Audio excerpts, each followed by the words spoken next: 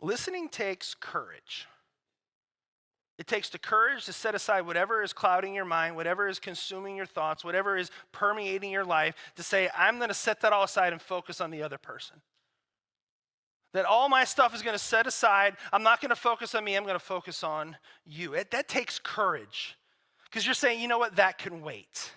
You know what, that might be immediate to me, but that's not immediate to them. It takes courage. It takes denying yourself. Setting everything aside that you're worried about and lifting another up. The disciples, they don't get it. And let me be real, often, either do we. I love this proverb. It's Proverbs 18:13. It says, if one gives an answer before he hears, it is his folly and shame. It's like there's a mat in front of you, and when you're talking to people, if you're not listening, you're jumping to conclusions.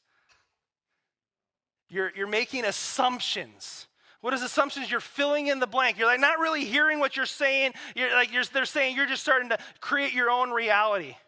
I mean, have you ever had someone come up to you and you're like, oh, here we go.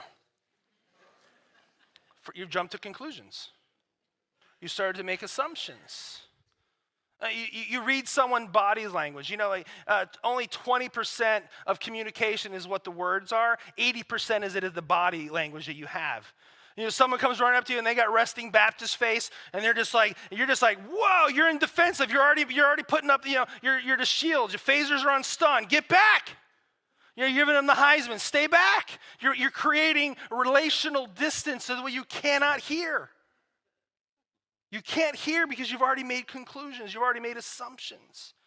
You're not thinking about them. You're thinking about yourself.